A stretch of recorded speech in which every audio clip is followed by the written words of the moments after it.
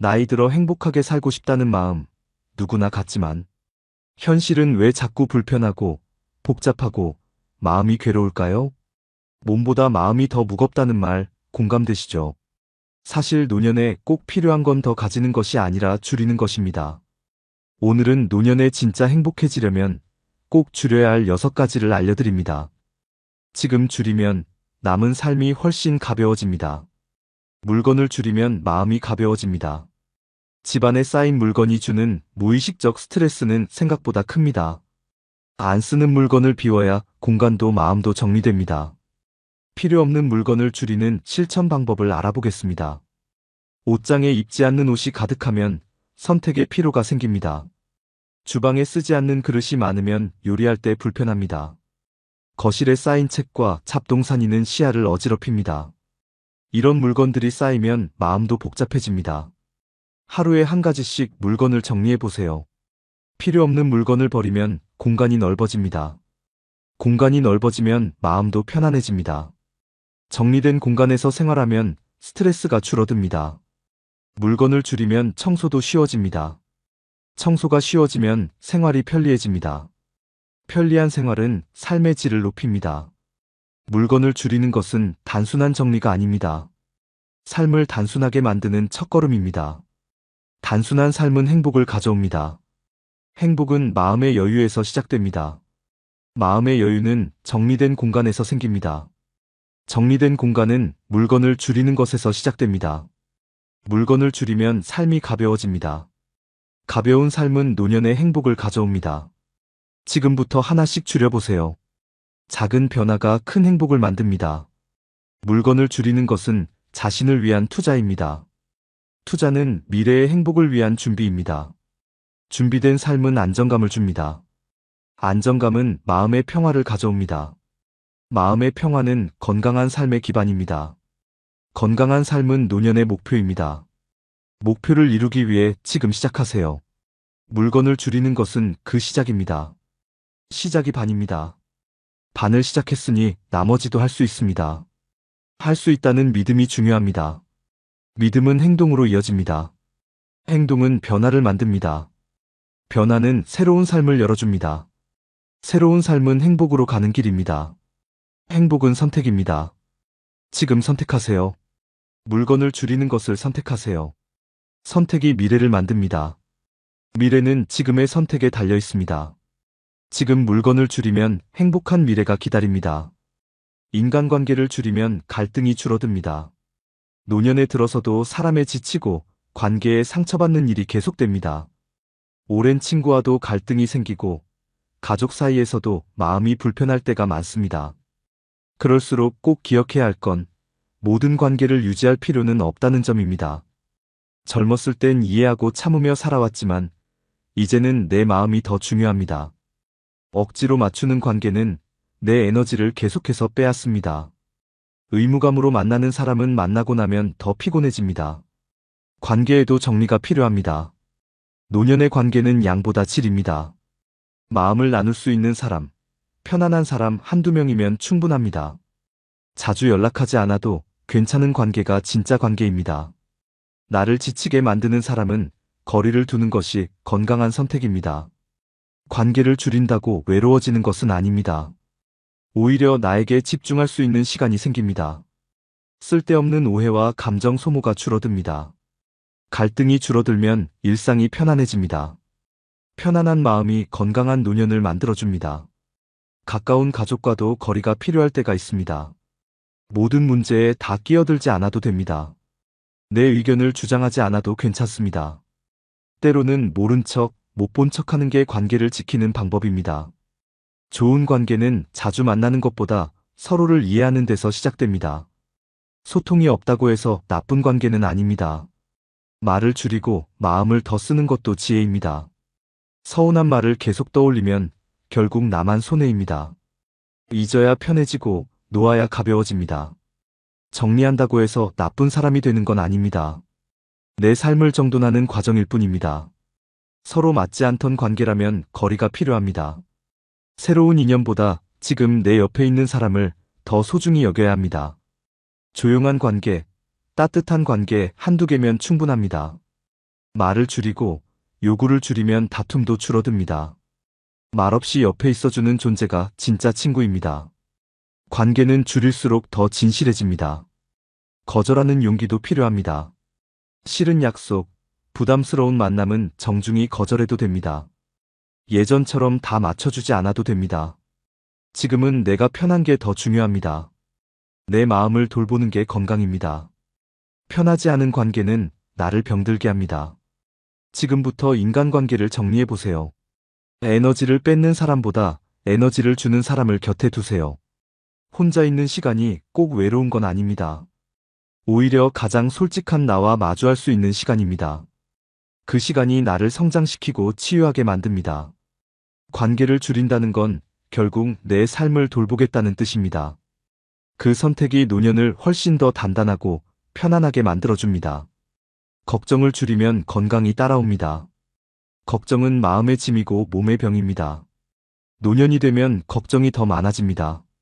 자식 걱정, 돈 걱정, 건강 걱정이 머릿속을 가득 채웁니다.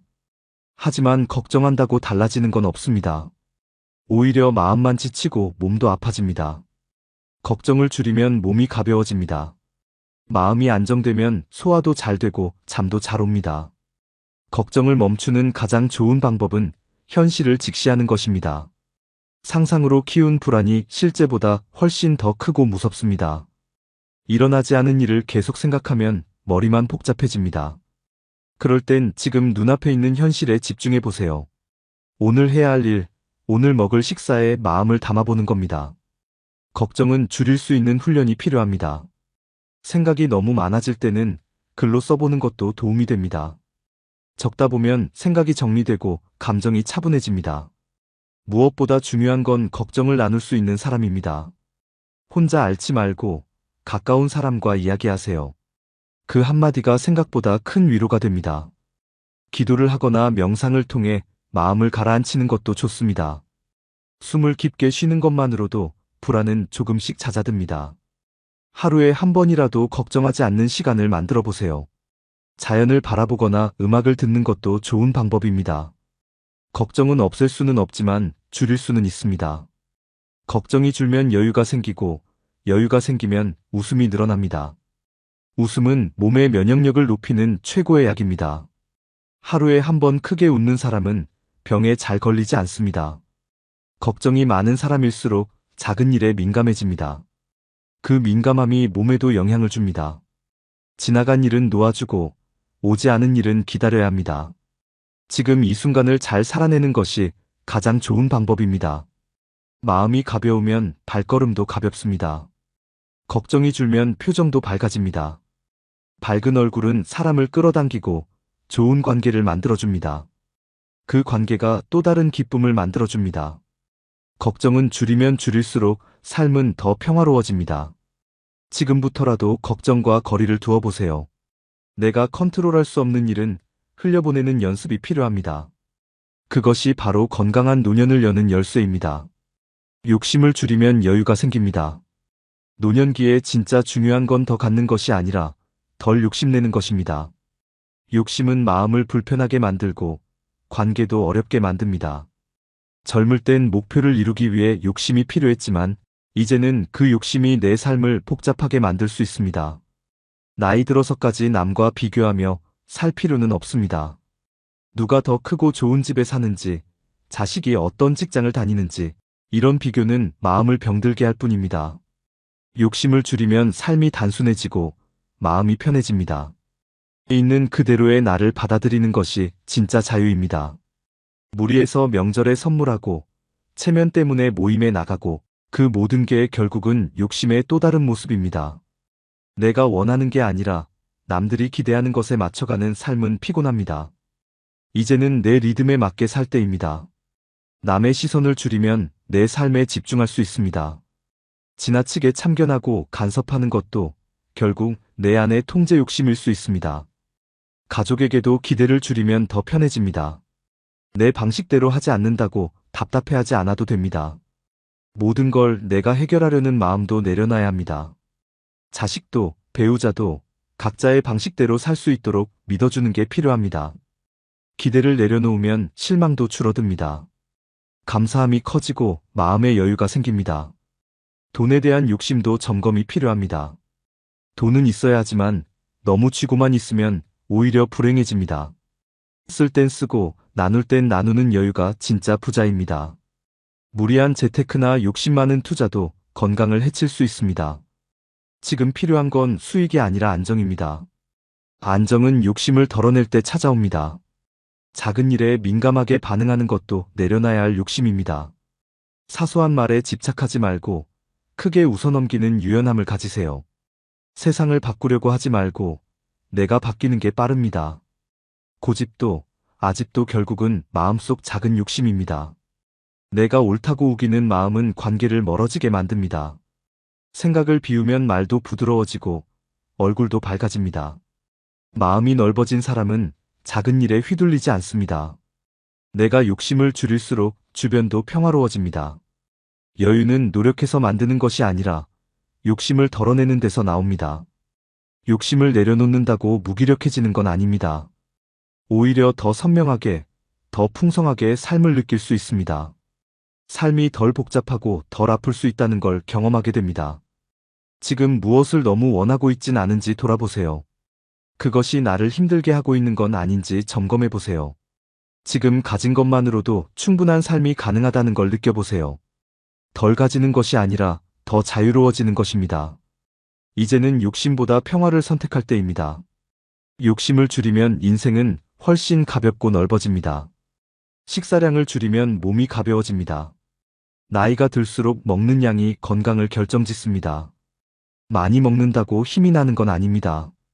과식은 노년 건강을 해치는 가장 흔한 원인입니다. 위장이 약해지고 소화 기능도 떨어지는 시기입니다. 예전처럼 먹다 보면 속이 더부룩하고 피로해집니다. 배가 부르면 움직이기 싫어지고 결국 활동량도 줄게 됩니다. 식사량을 줄이면 몸이 훨씬 가벼워집니다. 소식은 위를 편하게 하고 피로를 줄여줍니다. 무거운 몸보다 가벼운 몸이 노년을 훨씬 편하게 만들어줍니다. 식사를 줄인다고 해서 영양이 부족해지는 건 아닙니다. 중요한 건 무엇을 먹느냐입니다. 질 좋은 단백질과 채소, 소량의 건강한 지방이면 충분합니다. 밥을 꼭 한 공기 다 먹을 필요는 없습니다. 반 공기만 먹어도 반찬을 잘 구성하면 괜찮습니다. 하루 세 끼를 꼭 먹는 것보다 하루 두 끼로 줄여도 괜찮습니다. 자기 몸에 맞는 식사 리듬을 찾는 것이 우선입니다. 늦은 밤 과일이나 간식은 피하는 것이 좋습니다. 야식은 수면의 질도 떨어뜨리고 다음날 컨디션에도 영향을 줍니다. 한 끼에 너무 많은 반찬은 필요 없습니다. 소화에 무리가 가지 않는 단순한 식사가 오히려 좋습니다. 음식을 천천히 오래 씹는 것도 식사량을 줄이는 데 도움이 됩니다. 포만감을 더 빨리 느끼게 하고 소화도 잘 됩니다. 식사 중간에 물을 많이 마시는 습관은 피해야 합니다. 위산이 희석되면서 소화에 방해가 됩니다. 식사는 조용하고 안정된 분위기에서 하는 것이 좋습니다. TV를 켜놓고 먹는 습관은 과식으로 이어질 수 있습니다. 포크보다 젓가락, 큰 접시보다 작은 접시가 식사량을 줄이는 데 유리합니다. 과식은 혈당과 혈압에도 직접적인 영향을 줍니다. 식사를 줄이면 건강검진 결과도 달라집니다. 몸이 가벼워지면 기분도 밝아지고 외출도 늘어납니다. 활동이 늘면 다시 건강도 좋아집니다. 좋은 순환을 만드는 첫걸음이 바로 식사량 조절입니다. 한 끼를 줄이면 잠도 더 잘 오고 아침도 덜 피곤합니다. 소식은 체중 관리뿐 아니라 면역력에도 영향을 줍니다. 입맛을 줄이기보다는 식습관을 바꾸는 것이 핵심입니다. 간단하고 규칙적인 식사가 건강한 몸을 만듭니다. 무엇보다 중요한 건 꾸준한 실천입니다. 식사량을 줄이면 내 몸이 바로 반응합니다. 오늘부터 반 공기 덜 먹기, 한 숟가락 덜 먹기 실천해보세요. 가볍고 건강한 몸이 노년의 행복을 더욱 키워줄 겁니다. 소음을 줄이면 삶이 조용해집니다. 나이가 들수록 시끄러운 환경은 마음을 더 피곤하게 만듭니다. TV 소리, 휴대폰 알림, 사람들의 대화 소리까지. 작은 소음이 쌓이면 쉽게 지치고 예민해집니다. 소음은 단순한 불편함이 아니라 스트레스의 원인이 됩니다. 조용한 환경은 몸과 마음을 쉬게 하는 공간입니다. 귀뿐 아니라 머리도 휴식이 필요합니다. 소음이 줄어들면 생각도 정리되고 감정도 안정됩니다. 노년기에 중요한 건 시끄러움 속 활기보다 고요함 속 평화입니다. TV는 정보보다 소음이 될 때가 많습니다. 하루 종일 켜놓은 뉴스는 마음을 불안하게 만들 수 있습니다.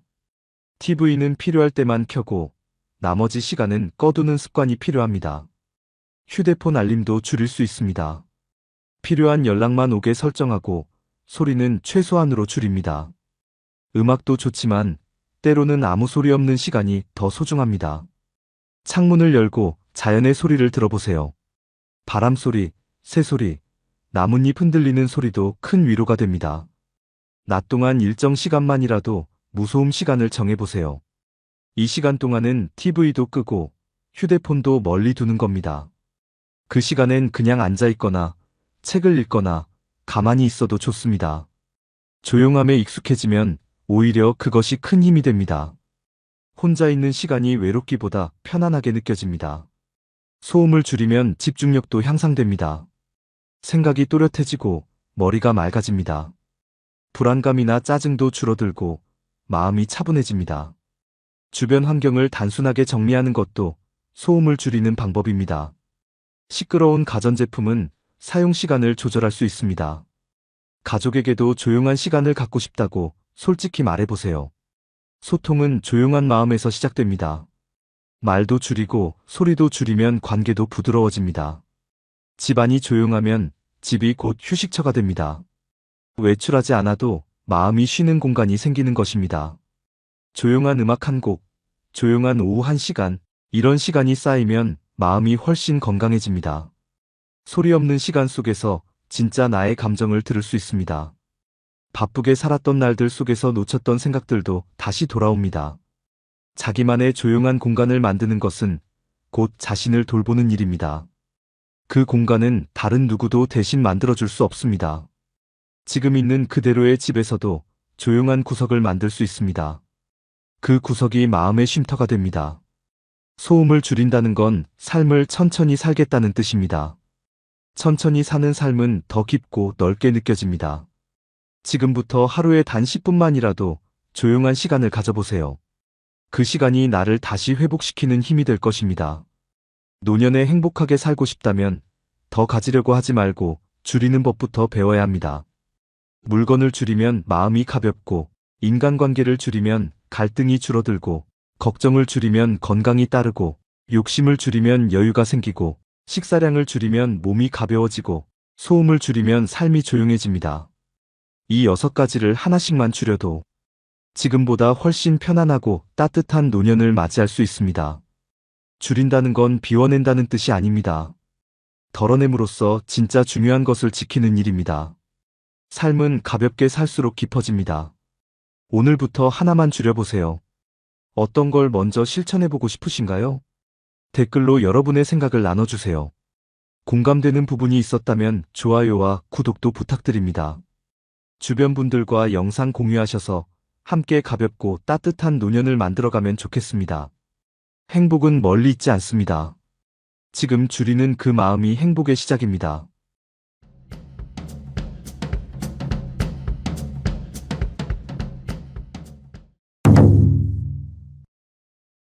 같은 70대인데 어떤 분은 아침마다 공원을 뛰고 어떤 분은 방 안에서도 걷기 힘들어합니다.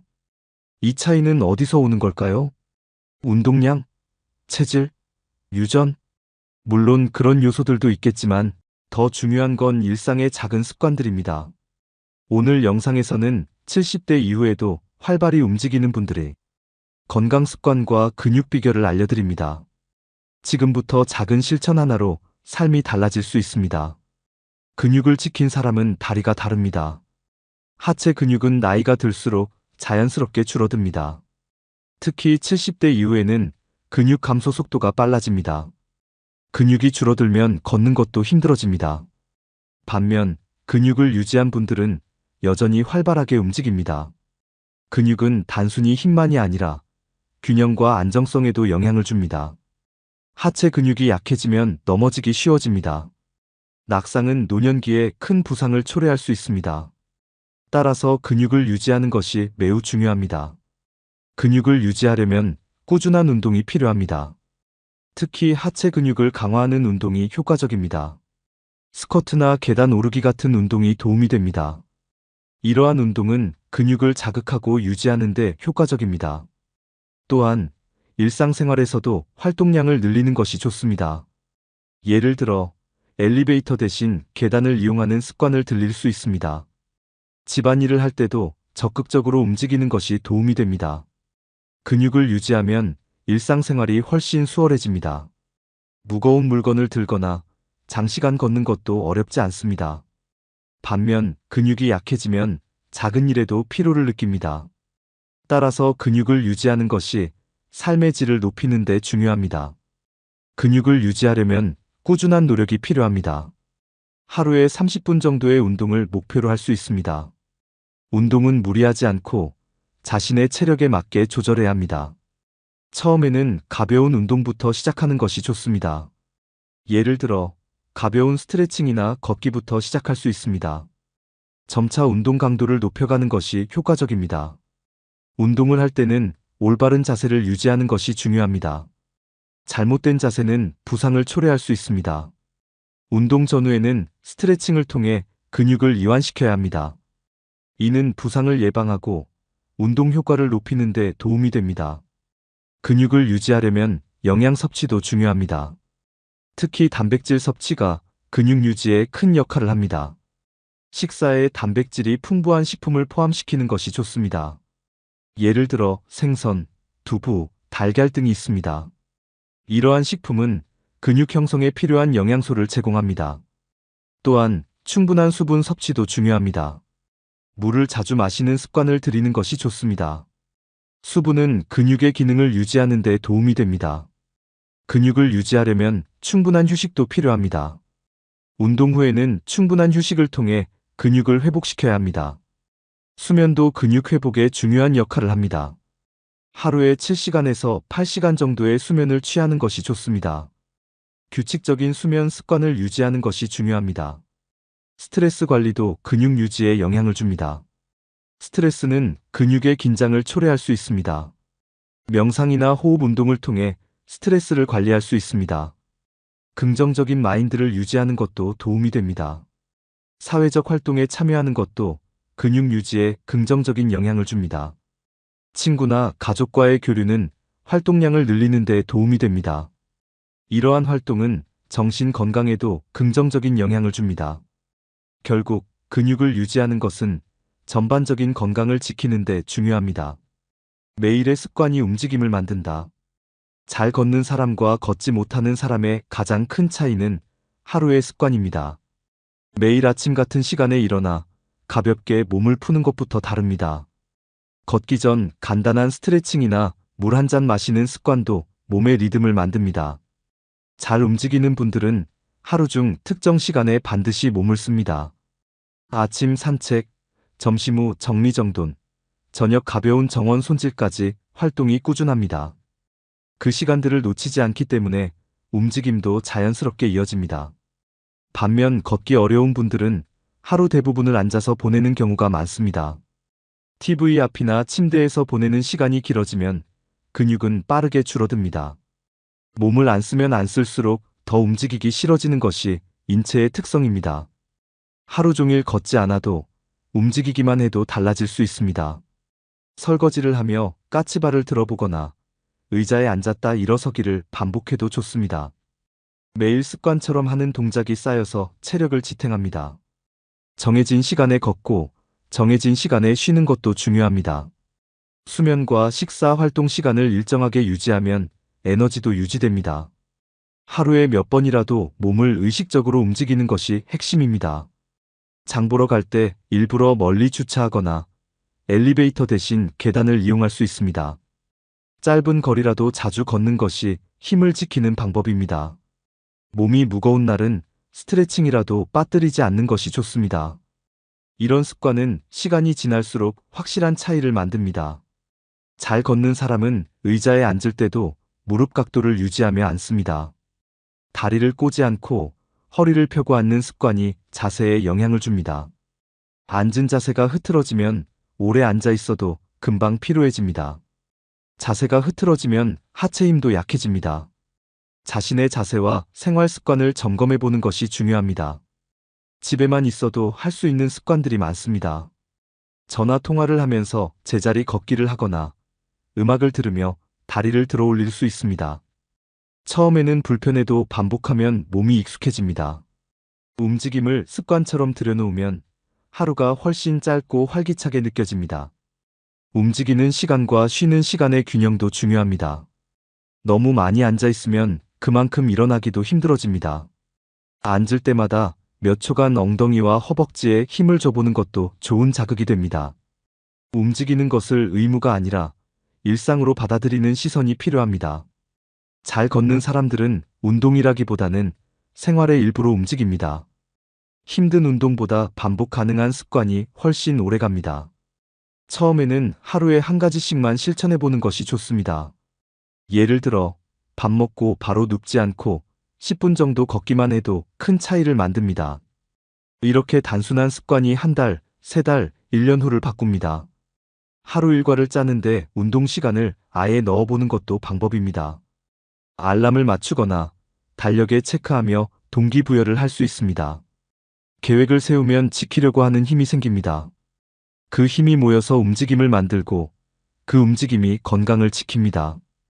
결국 잘 걷는 사람은 특별한 체질이 아니라 꾸준한 습관을 가진 사람입니다. 식사에 따라 몸이 달라진다. 70대 이후에 가장 크게 작용하는 차이 중 하나는 식사입니다. 무엇을 먹고 얼마나 먹느냐가 몸의 상태를 결정합니다. 특히 단백질 섭취 여부가 움직임과 직접 연결됩니다. 단백질은 근육의 재료입니다. 근육이 줄어들면 걷기도, 앉았다 일어나기도 어려워집니다. 잘 걷는 사람은 단백질을 꼼꼼히 챙깁니다. 아침에 달걀, 점심에 두부, 저녁에 생선이나 닭고기를 넣는 식사 습관이 있습니다. 식사를 거르지 않는 것도 중요합니다. 공복 시간이 길어지면 기력이 떨어지고 움직임도 줄어듭니다. 규칙적인 식사와 간단한 영양 보충이 큰 차이를 만듭니다. 특히 아침을 든든하게 먹는 분들이 하루를 더 활기차게 시작합니다. 소화가 부담된다면 죽이나 미음의 단백질 반찬을 곁들이면 좋습니다. 과식보다는 자주 소량씩 챙겨 먹는 것이 좋습니다. 음식의 온도와 질감도 위에 부담이 적게 되도록 신경 써야 합니다. 차가운 음식보다 따뜻하고 부드러운 음식이 소화를 돕습니다. 수분 섭취도 매우 중요합니다. 물을 충분히 마시지 않으면 근육이 뭉치고 움직임도 둔해집니다. 식사와 함께 김치, 나물, 채소를 곁들이면 식이섬유도 챙길 수 있습니다. 노년기에 중요한 비타민과 미네랄도 자연스럽게 보충됩니다. 영양제를 먹기 전에 식단을 먼저 점검해 보는 것이 좋습니다. 편식하는 습관은 점점 움직임을 떨어뜨릴 수 있습니다. 특히 고기 반찬을 피하는 경우가 많은데 적당량은 반드시 필요합니다.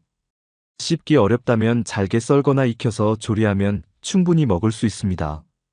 요즘은 단백질 보충 식품도 다양하게 나와 있어 활용할 수 있습니다. 우유, 두유, 요거트도 좋은 선택이 될 수 있습니다. 하루에 몇 번 단백질을 섭취했는지 체크하는 습관도 도움이 됩니다. 식사만 잘 챙겨도 몸의 움직임은 달라집니다. 식사 후 가벼운 활동을 함께하면 소화도 돕고 근육 자극도 생깁니다. 잘 걷는 사람은 식사도 운동처럼 생각합니다. 그만큼 식단은 움직임을 만드는 연료가 됩니다. 지금 식습관을 바꾸는 것이 곧 건강한 움직임을 만드는 첫걸음입니다. 뛰는 사람은 스트레칭을 다르게 한다. 잘 뛰는 사람은 스트레칭을 다르게 합니다. 단순히 몸을 푸는 수준이 아니라 하루의 일부처럼 실천합니다. 특히 아침에 일어나자마자 간단한 스트레칭으로 하루를 시작하는 분들이 많습니다. 허리를 돌리고 무릎을 굽혔다 펴는 간단한 동작이지만 효과는 다릅니다. 스트레칭은 근육을 부드럽게 하고 관절의 움직임을 자연스럽게 만들어줍니다. 뻣뻣한 몸은 움직일 때 부담이 크고 부상의 위험도 높습니다. 그래서 잘 뛰는 사람은 관절을 부드럽게 유지하려고 노력합니다. 가장 기본적인 스트레칭은 목, 어깨, 허리, 무릎, 발목 순으로 돌려주는 것입니다. 특히 고관절, 엉덩이 주변을 풀어주는 동작은 걷기와 뛰기에 직접적인 영향을 줍니다. 앉은 채로 무릎을 가슴 쪽으로 끌어당기거나 다리를 교차해서 눌러주는 동작도 좋습니다. 하루에 5분에서 10분만 투자해도 큰 차이를 만듭니다. 스트레칭은 동작보다 지속이 중요합니다. 한 번에 오래 하지 않아도 하루 몇 번 나눠서 해도 효과가 있습니다. 잘 걷는 사람은 식사 전후로도 스트레칭을 합니다. TV를 보면서 전화 통화 중에도 몸을 풀 수 있습니다. 스트레칭은 혈액순환을 도와 몸이 가벼워지게 만듭니다. 무릎이 뻐근하거나 발목이 찌뿌둥할 때 스트레칭 한 번으로도 편해질 수 있습니다. 유연성이 높으면 걸음걸이도 더 부드럽고 안정적으로 바뀝니다. 걷다가 비틀거리거나 걸음이 휘청거리는 이유 중 하나가 유연성 부족입니다. 근육이 짧아져 있으면 걸을 때 관절이 자유롭게 움직이지 못합니다. 스트레칭은 근육을 길게 유지시키고 관절의 각도를 넓혀줍니다. 특히 골반 주변 근육은 하체 움직임에 매우 큰 영향을 줍니다. 이 부위를 자주 풀어주는 분일수록 낙상 위험도 낮아집니다. 넘어질 것 같은 상황에서도 자세를 바로잡는 힘이 생깁니다. 그만큼 유연성은 몸의 균형감과도 밀접한 관련이 있습니다. 또한 스트레칭은 심리적인 안정감도 줍니다. 긴장을 풀고 숨을 고르는 데 도움이 됩니다. 스트레칭을 하면서 깊게 호흡하면 스트레스도 자연스럽게 풀립니다. 몸이 편안해지면 마음도 차분해지고 불안감도 줄어듭니다. 스트레칭을 마치면 몸이 따뜻해지며 혈액순환이 좋아집니다. 이후 걷거나 움직일 때 더 가볍고 부드러운 느낌을 받을 수 있습니다. 스트레칭은 자신이 어디가 굳었는지를 알려주는 신호가 되기도 합니다. 움직일 때 불편한 부위를 알게 되면 그 부분을 집중적으로 풀 수 있습니다. 이런 자기 점검이 건강 유지에 큰 도움이 됩니다. 스트레칭은 젊었을 때보다 나이 들수록 더 필요합니다. 근육과 관절이 뻣뻣해지기 쉬운 시기일수록 매일 풀어줘야 합니다. 간단한 스트레칭 영상이나 책을 참고해도 좋습니다. 무엇보다 중요한 건 오늘부터 꾸준히 해보는 것입니다. 스트레칭은 오늘 실천하면 바로 몸이 반응합니다. 내일의 움직임을 바꾸고 1년 후에 균형감을 지켜줄 수 있습니다. 병원보다 중요한 건 낙상 예방이다. 70대 이후 가장 큰 위험은 병보다 낙상입니다. 넘어지는 한 번의 사고가 삶 전체를 바꾸기도 합니다. 골절이나 입원, 수술, 이후 회복까지 이어지며 체력은 급속히 줄어듭니다. 잘 걷는 사람과 걷지 못하는 사람의 차이는 낙상을 얼마나 예방했느냐에서 갈립니다. 넘어지지 않도록 만드는 힘이 바로 하체 근력과 균형감입니다. 하체 근육이 튼튼하면 작은 미끄러짐에도 버틸 수 있습니다. 균형을 잡을 수 있는 반사 능력이 작동하기 때문입니다. 반면 근육이 약한 사람은 작은 충격에도 쉽게 쓰러집니다. 넘어지지 않는 몸을 만드는 것이 병원에 안 가는 지름길입니다. 특히 무릎과 엉덩이 주변 근육은 넘어짐을 방지하는 핵심입니다. 일상에서 자주 일어섰다 앉았다를 반복하는 습관이 하체 근육을 키워줍니다. 낙상을 예방하려면 평형감각 훈련도 필요합니다. 한 발로 서서 중심을 잡는 연습을 하루에 한두 번씩 해보는 것이 좋습니다. 손을 벽에 살짝 짚고 눈을 감고 서보는 훈련도 도움이 됩니다. 걷기 전으로 바닥 상태를 살피는 습관도 중요합니다. 미끄러운 곳이나 방바닥 카펫, 전선 등에 주의하는 습관을 들여야 합니다. 실내에서도 낙상 사고는 자주 일어납니다. 욕실 매트, 침대 높이, 슬리퍼 상태 등도 점검해 보아야 합니다. 조명이 어두운 환경도 낙상의 원인이 됩니다. 야간에는 작은 수면등을 두는 것이 낙상 예방에 효과적입니다. 낙상을 한 번이라도 경험하면 움직임 자체에 대한 두려움이 생깁니다. 이로 인해 활동량이 줄고 근육이 더 빠르게 줄어드는 악순환이 시작됩니다. 그래서 넘어지지 않는 습관, 움직이기 전 점검하는 습관이 중요합니다. 균형 감각을 유지하려면 단순한 걷기보다는 균형 중심 운동이 더 필요합니다. 예를 들어 한 발 들기, 발끝으로 서기, 제자리 걷기 등이 효과적입니다. 낙상을 예방하는 일은 병원에 가지 않게 만드는 최고의 투자입니다. 지금 움직일 수 있을 때 예방 습관을 만드는 것이 가장 큰 자산입니다. 나이가 들수록 예방은 치료보다 훨씬 더 중요해집니다. 하루에 몇 분만 투자해도 낙상 위험은 크게 줄일 수 있습니다. 걷기 전에 다리 힘을 먼저 점검해 보세요. 넘어지지 않는 근육, 그것이 건강한 노년의 시작입니다. 같은 나이지만 어떤 사람은 뛰고 어떤 사람은 침대에서 겨우 일어납니다. 그 차이는 하루의 작은 습관에서 시작됩니다. 근육을 지키고 식사를 챙기고 스트레칭을 반복하며 균형과 움직임을 스스로 만들어 온 결과입니다. 지금부터라도 실천하면 늦지 않습니다. 잘 걷고 잘 움직이는 삶은 노력으로 만들 수 있습니다. 여러분은 어떤 습관을 실천하고 계신가요? 댓글로 함께 나눠주시면 많은 분들께 도움이 될 수 있습니다. 이 영상이 도움이 되셨다면 좋아요와 구독, 그리고 가족과의 공유도 부탁드립니다. 지금 작은 실천이 10년 뒤의 움직임을 바꿉니다. 건강한 하루, 건강한 다리, 지금부터 시작해보세요.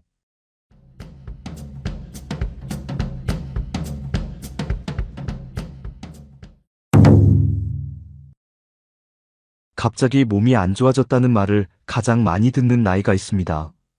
바로 75세 전후입니다. 그 전까지는 큰 병 없이 잘 지냈던 분들도 이 나이를 넘기며 급격히 약해지는 걸 느낍니다. 팔, 다리가 자주 저리고 숨이 차고 기억력도 예전 같지 않다는 말이 나옵니다. 주변을 둘러보면 이런 변화는 드문 일이 아닙니다. 분명히 어제까지는 괜찮았던 것 같은데 오늘은 어딘가 다르다는 느낌이 들기 시작합니다. 자꾸 체력이 떨어지고 활동 반경이 좁아지고 사람을 만나는 횟수도 자연스럽게 줄어듭니다. 많은 분들이 이렇게 말합니다. 내가 뭘 잘못했는지도 모르겠어. 그냥 나이 들어서 그런가 보다 하고 넘겼는데 갑자기 확 왔어.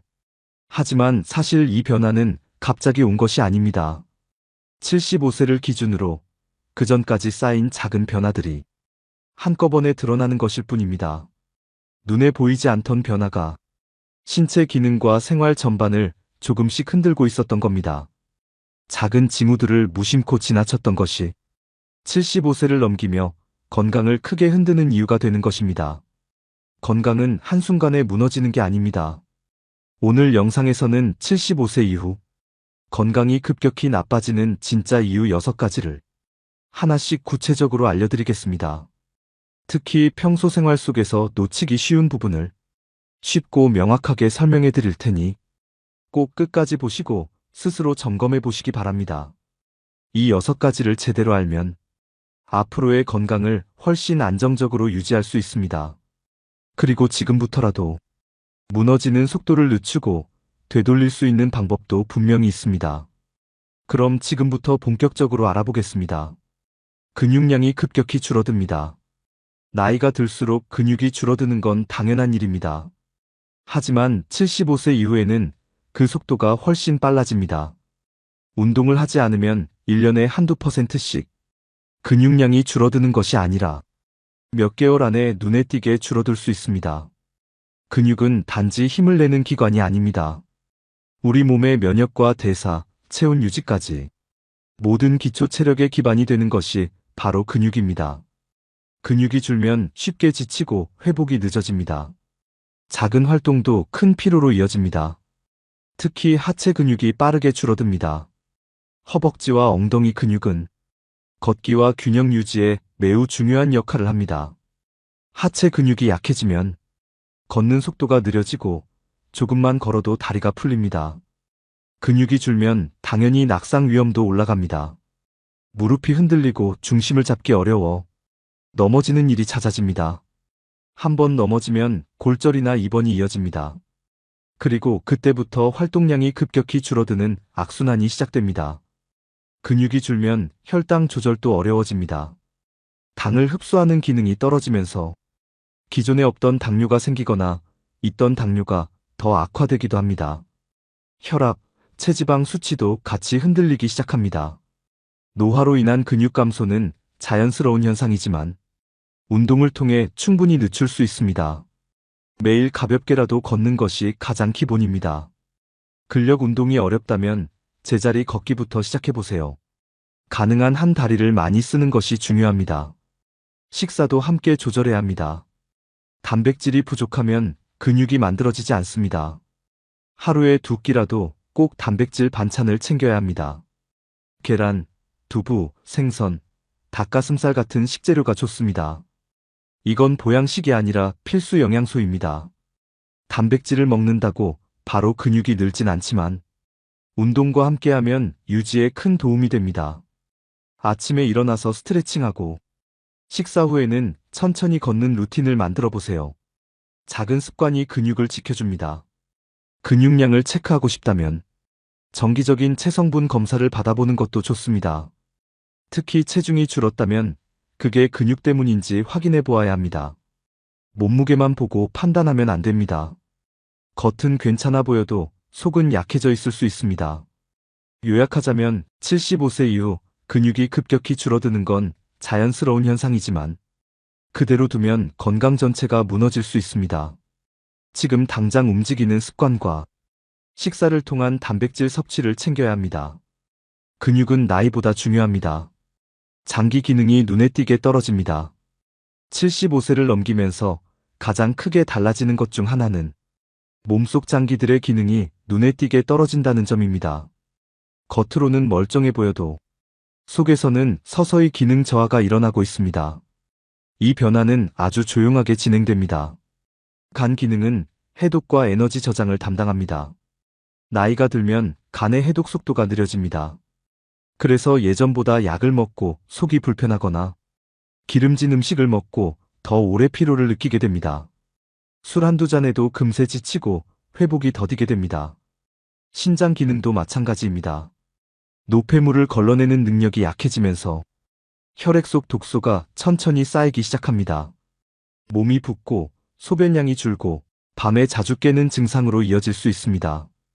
폐 기능 역시 점점 떨어집니다. 숨이 찬 일이 많아지고 계단을 오르거나 조금만 빨리 걸어도 가슴이 답답해지고 숨이 막힙니다. 이건 단순한 체력 문제가 아니라 폐활량 저하의 신호입니다. 이런 장기 기능의 저하는 겉으로 티가 나지 않기 때문에 방심하기 쉽습니다. 피로가 쉽게 오고 회복이 늦어지며 식욕이 떨어지는 건 역시 장기 기능 저하와 관련이 있습니다. 이럴수록 더욱 생활 관리가 중요해집니다. 무엇보다 소화 기능이 눈에 띄게 떨어집니다. 속이 자주 더부룩하고 예전보다 소화가 잘 안 되는 느낌이 든다면 위장과 췌장의 기능이 약해졌다는 뜻입니다. 음식을 적게 먹어도 속이 더부룩하면 신호를 받아들여야 합니다. 이럴 때일수록 자극적인 음식은 줄이고 소화가 잘 되는 식단으로 바꾸는 게 좋습니다. 기름지고 맵고 짠 음식은 장기 부담을 더 키웁니다. 씹는 횟수를 늘리고 식사 시간을 여유 있게 가지는 것도 중요합니다. 소화는 입에서부터 시작됩니다. 정기적인 건강검진은 꼭 받아야 합니다. 특히 혈액 검사, 간 기능, 신장 수치, 폐 기능 검사는 이 시기에 필수입니다. 무증상일수록 정기 검진이 더욱 필요합니다.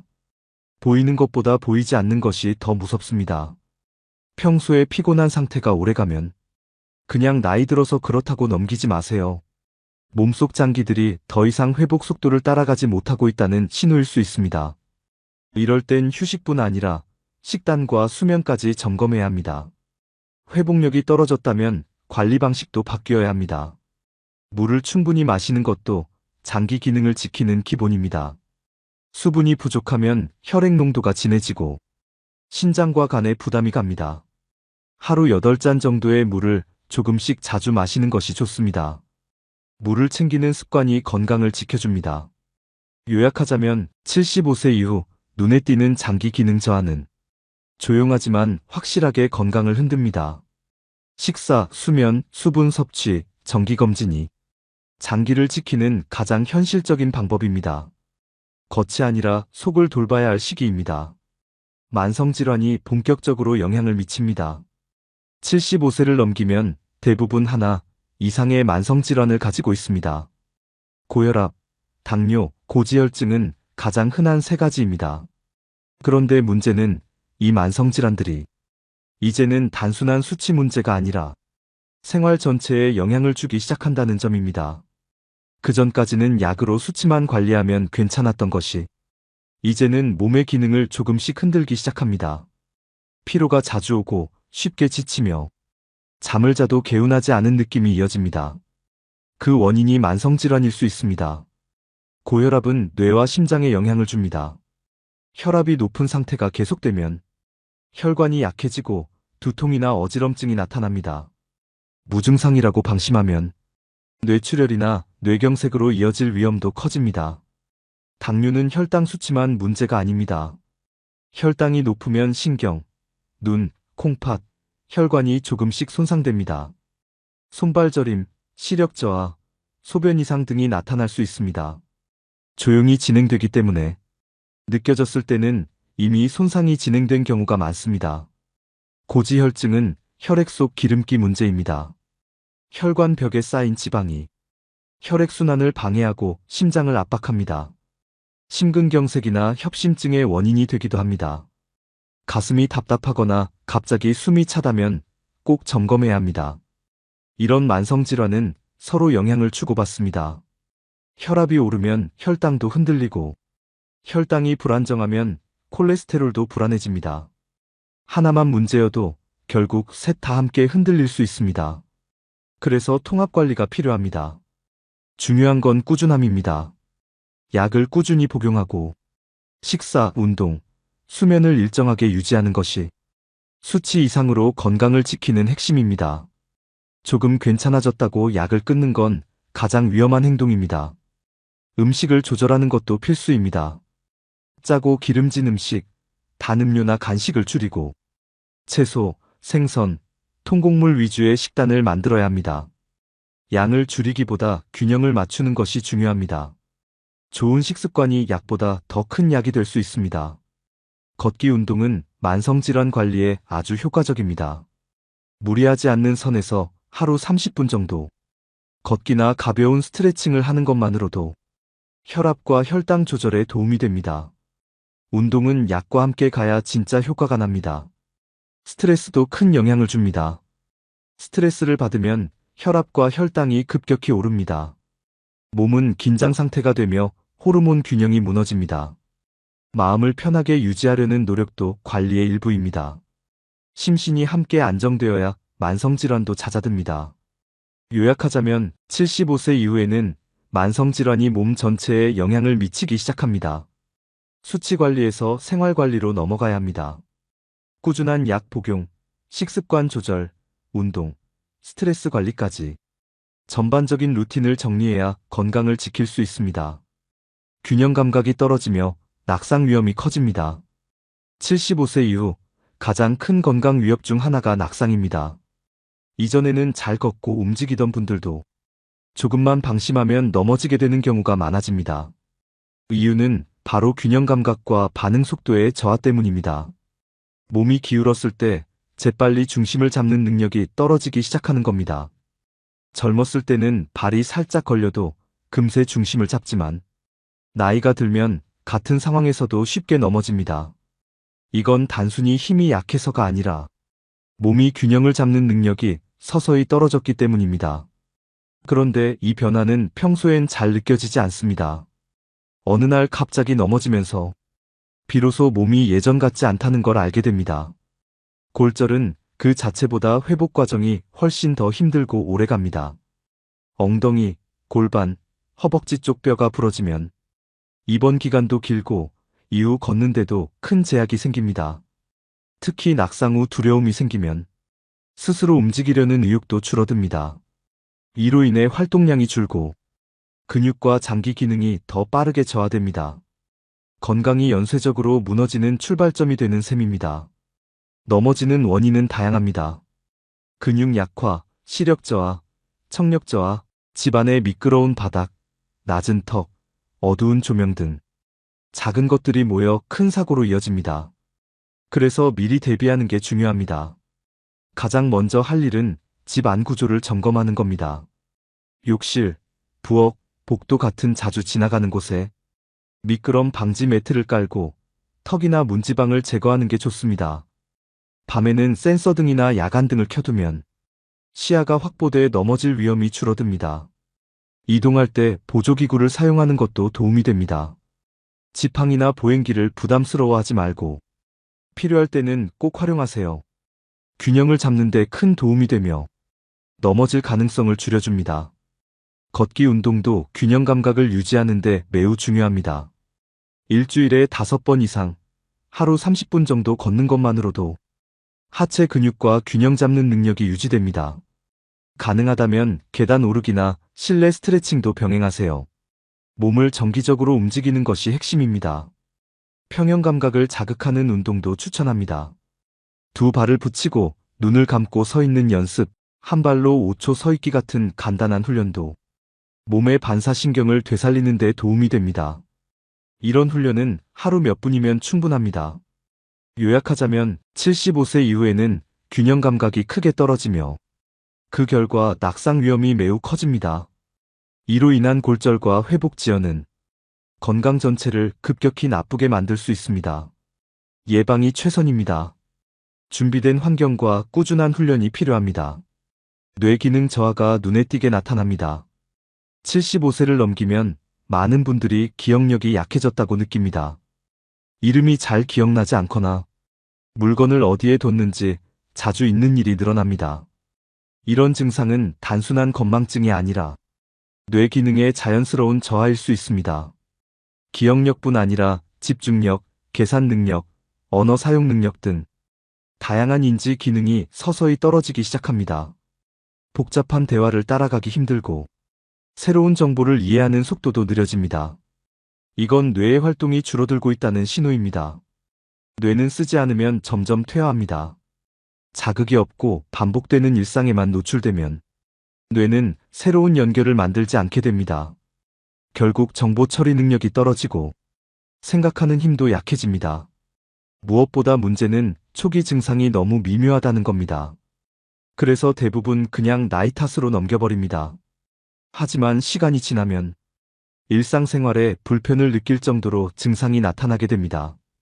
이때는 이미 뇌 기능 저하가 꽤 진행된 상태일 수 있습니다. 치매의 초기 단계도 이런 식으로 시작됩니다.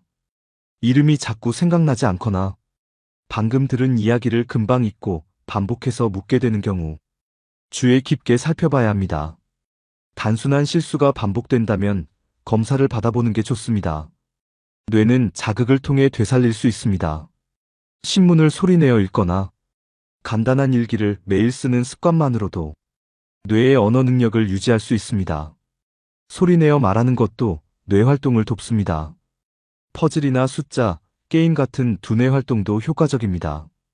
간단한 계산이나 단어 맞추기 게임은 뇌의 다양한 부위를 자극하며 활력을 유지시켜줍니다.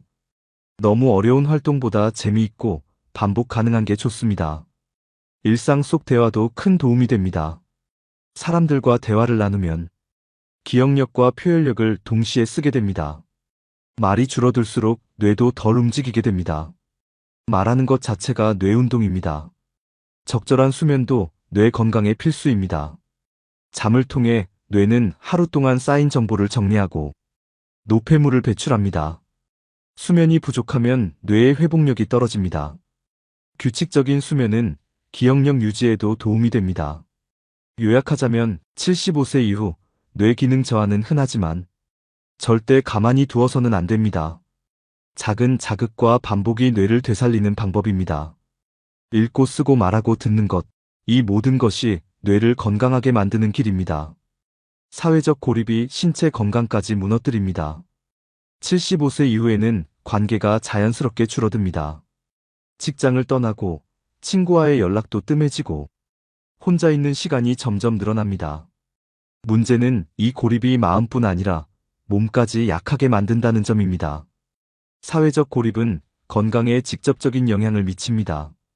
사람과의 연결이 끊기면 가장 먼저 정신 건강이 흔들립니다. 우울감, 외로움, 무기력함이 늘고 아무것도 하기 싫다는 생각이 자주 듭니다. 이 상태가 지속되면 일상 자체가 무너집니다. 의욕이 사라지면 식사도 대충 하게 됩니다. 끼니를 거르거나 간단한 음식만 먹게 되고 몸은 점점 약해집니다. 활동량도 줄어들고 체력은 급격히 떨어집니다. 이런 변화는 몇 달만 해도 나타날 수 있습니다. 정신적 고립은 뇌 기능 저하와도 연결됩니다. 대화를 나눌 기회가 줄어들면 말을 할 일도 기억할 일도 사라지게 됩니다. 그 결과 치매 위험도 높아집니다. 사람과의 소통은 뇌의 활력소입니다. 몸도 고립에 반응합니다. 활동이 줄어들면서 혈액순환이 느려지고 근육이 감소하며 자세도 무너집니다. 이로 인해 낙상이나 만성 통증이 더 쉽게 생깁니다. 몸과 마음은 서로 연결되어 있습니다. 혼자 사는 게 편하다고 느낄 수도 있습니다. 하지만 진짜 고립은 스스로도 모르게 찾아옵니다. 말할 사람이 없다. 내 소식을 궁금해하는 사람이 없다.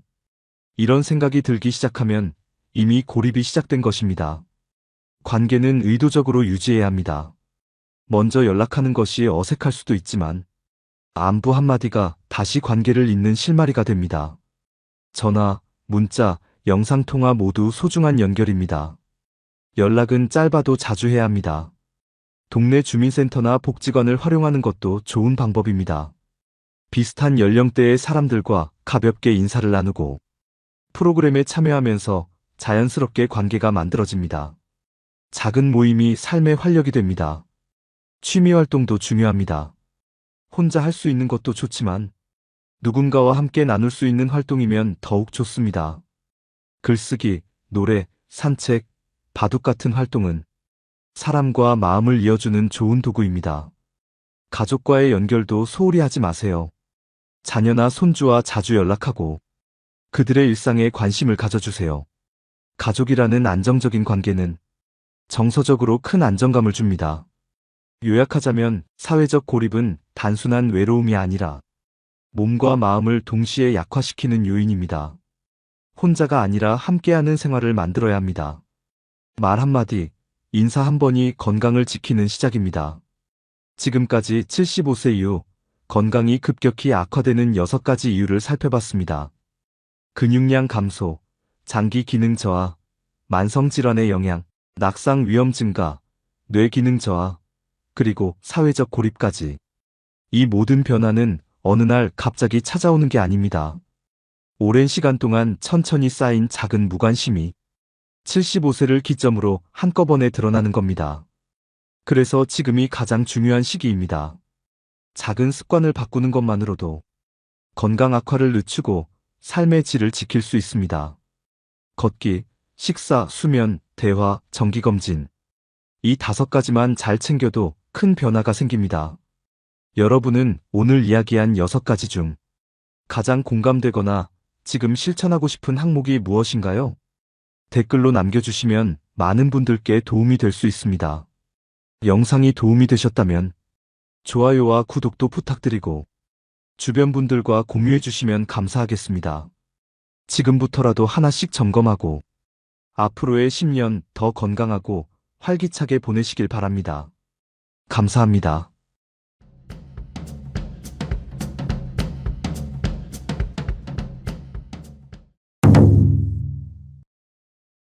많은 분들이 건강을 위해 계단 오르기를 추천하십니다. 특히 70대 어르신들 사이에서 하루에 계단 몇 층씩 오른다는 말 자주 들리죠. 물론 젊을 땐 효과가 좋습니다. 하지만 나이가 들수록 계단은 무릎과 허리에 부담이 될 수 있어요. 오히려 잘못하면 넘어지거나 관절에 무리가 갈 수도 있습니다. 건강을 챙기려다 오히려 몸이 상하는 경우도 많습니다. 그래서 오늘은 계단보다 더 안전하면서도 더 효과 좋은 장수 습관을 알려드릴까 합니다. 무리하지 않아도 되고 집에서 편하게 실천할 수 있는 것들이에요. 꾸준히만 해도 몸이 달라지고 얼굴빛도 달라집니다. 지금부터 70대에 꼭 필요한 장수 습관 6가지를 하나씩 알려드릴게요. 걷기는 누구나 쉽게 시작할 수 있는 운동입니다. 특별한 장비도 필요 없고 장소도 따로 정해지지 않아요. 무릎이나 허리의 부담도 적어서 70대에게 가장 적합한 운동입니다. 단순히 걷기보다 조금 빠르게 걷는 게 더 좋습니다. 속도를 약간 올리면 심장도 튼튼해지고 폐활량도 늘어나요. 관절에 무리 없이 전신을 사용하는 효과가 있습니다. 계단은 무릎에 충격이 크지만 걷기는 안정적이에요. 천천히 시작해서 점점 늘려가는 게 좋습니다. 걷는 동안 주변 경치도 보고 기분도 상쾌해져요. 걷기는 단순하지만 꾸준히 하면 정말 큰 변화가 옵니다.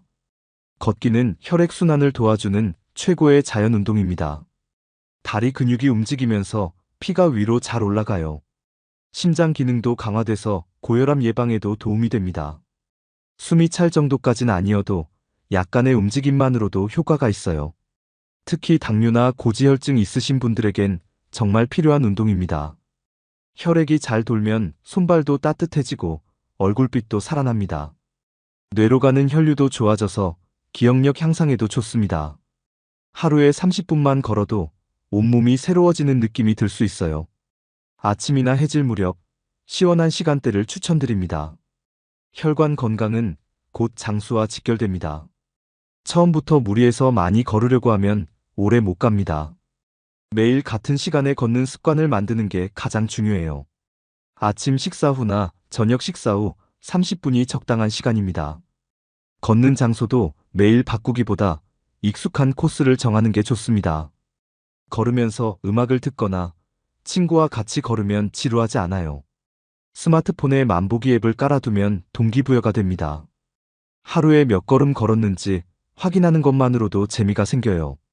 비 오는 날이나 추운 날은 실내에서 제자리 걷기도 좋습니다. 중요한 건 매일 한다는 꾸준함입니다. 운동이 아니라 생활 속 일부로 만들어야 오래 갑니다. 나이가 들수록 몸속 수분이 점점 줄어든다는 사실 알고 계셨나요? 몸 안에 수분이 부족하면 피로가 쉽게 쌓입니다. 입이 마르고 소변색이 진해지면 이미 수분 부족 신호예요. 몸속이 건조해지면 혈액이 끈적해지고 혈관 건강에도 나빠요. 노폐물이 잘 빠져나가지 않아서 각종 질병의 원인이 될 수 있습니다. 특히 여름철엔 땀으로 빠져나가는 수분까지 많기 때문에 더 신경 써야 해요. 수분이 부족하면 머리도 멍하고 집중력도 떨어집니다. 관절 사이 윤활 작용도 줄어들어 움직일 때 뻣뻣해질 수 있어요. 물은 간단하지만 몸을 지키는 가장 기본적인 건강 비결입니다. 나이 들수록 물 마시는 습관은 선택이 아니라 필수입니다. 목이 마를 때만 물을 마시는 건 늦은 겁니다. 일정한 시간마다 꾸준히 물을 마시는 게 훨씬 중요해요. 예를 들면 아침에 일어나자마자 한 컵, 식사 전후 한 컵씩 정해두면 좋아요. 화장실이 자주 가고 싶어 걱정되시는 분들도 계시죠. 하지만 조금씩 자주 마시는 방법으로 조절하면 충분히 괜찮습니다. 찬물보다 미지근한 물이나 따뜻한 물이 몸에 더 잘 맞아요. 물 마시는 시간이 습관이 되면 잊지 않고 꾸준히 실천할 수 있습니다. TV 볼 때마다 한 컵, 외출 전후 한 컵 등 생활에 녹여보세요. 습관이 되면 물 한 잔이 자연스럽게 따라옵니다. 몸이 먼저 찾게 되면 건강도 그만큼 좋아집니다. 물을 자꾸 까먹는 분들은 알람을 활용하는 것도 좋습니다. 스마트폰에 하루 4번 정도 알람을 설정해두면 잊지 않게 돼요. 예를 들어 아침 9시, 12시, 오후 3시, 저녁 6시처럼요. 주전자나 텀블러에 하루 물 섭취량을 담아두는 것도 방법입니다. 그 양을 하루 안에 다 마시면 목표 달성인 거죠. 냉장고 문에 포스트잇으로 물 한 컵, 이라고 적어두는 것도 효과적이에요. 물병을 눈에 잘 보이는 곳에 두면 자연스럽게 자주 마시게 됩니다. 커피나 차 대신 물을 먼저 마시는 습관을 만들어 보세요. 물이 들어가면 온몸이 깨어나는 느낌이 들 거예요. 물만 잘 마셔도 몸 상태가 한결 가벼워집니다. 제철 채소에는 노화를 늦추는 항산화 물질이 풍부하게 들어 있습니다. 비타민 C, 베타카로틴, 폴리페놀 같은 성분들이 대표적이에요. 이 성분들은 몸속 세포를 보호하고 염증을 줄여줍니다. 활성산소라는 노화물질을 없애는 데도 큰 역할을 해요. 꾸준히 섭취하면 피부도 맑아지고 몸도 가볍게 느껴집니다. 특히 70대 이후엔 면역력이 떨어지기 쉬운데 채소는 방패 같은 역할을 해줘요. 나트륨이나 당분 많은 음식보다 훨씬 건강한 선택입니다. 눈, 혈관, 간 건강에도 긍정적인 영향을 줍니다.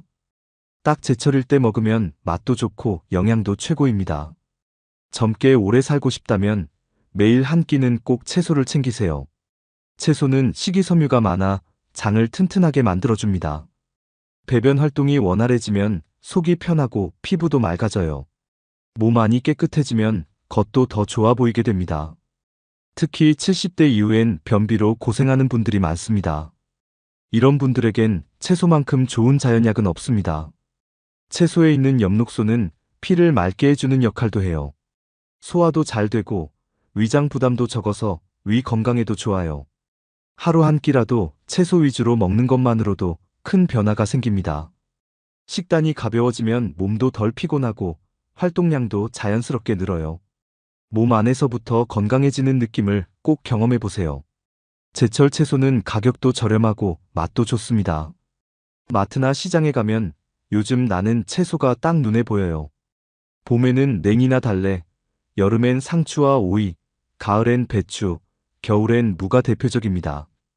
나물 반찬, 된장국, 쌈채소로 활용하면 간단하면서도 든든해요. 김치와 함께 곁들이면 맛도 영양도 2배가 됩니다. 굳이 새로운 요리 안 해도 익숙한 방식으로도 충분히 섭취할 수 있어요. 식사 때 채소부터 먼저 먹는 습관도 좋은 방법입니다. 냉장고에 채소를 미리 손질해두면 더 자주 먹게 됩니다. 오늘 저녁은 제철 채소 하나라도 꼭 넣어보세요. 식탁 위의 작은 변화가 내 몸을 바꾸는 첫걸음입니다. 명상은 뇌를 쉬게 해주는 아주 효과적인 습관입니다. 짧게라도 눈을 감고 호흡에 집중하면 뇌가 빠르게 안정돼요. 뇌가 쉴 수 있으면 기억력과 집중력이 향상됩니다. 특히 70대 이후에는 뇌를 무리하게 쓰기보다 잘 쉬게 하는 게 중요해요. 하루 중 딱 10분만 명상해도 뇌 피로가 확실히 줄어듭니다. 스마트폰을 멀리하고 조용한 곳에 앉아 눈을 감는 것만으로도 충분합니다. 명상은 아무것도 하지 않는 게 아니라 뇌를 회복시키는 시간이에요. 꾸준히 하면 머릿속이 맑아지고 생각이 정리되는 느낌이 듭니다. 복잡한 감정도 자연스럽게 가라앉아요. 명상은 마음의 휴식이자 뇌 건강을 위한 투자입니다. 나이가 들면 자주 외롭거나 쓸쓸한 감정이 밀려올 수 있습니다. 때로는 이유 없는 불안감이나 걱정도 커지죠. 이럴 때 명상은 마음을 가라앉히는데 큰 도움이 됩니다.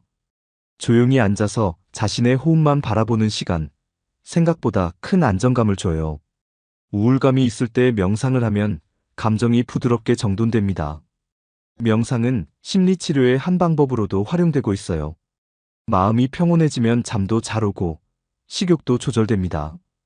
감정을 억누르지 않고 바라보는 시간이 필요합니다. 명상은 누구에게나 열려있는 가장 쉬운 마음 운동입니다. 하루 10분, 마음을 다스리는 습관을 시작해보세요. 명상은 거창하지 않아도 됩니다. 집에서 조용한 자리에 앉아 눈을 감는 것부터 시작하세요. 허리는 펴고 어깨는 힘을 빼고 편한 자세가 중요합니다. 숨을 천천히 들이쉬고 길게 내쉬며 호흡에 집중해보세요. 머릿속 생각이 떠올라도 괜찮습니다. 그냥 흘려보내면 됩니다. 처음엔 3분만 해도 괜찮고 익숙해지면 10분까지 늘려보세요. 휴대폰 알람을 맞춰놓고 시작하면 시간 조절이 쉬워요.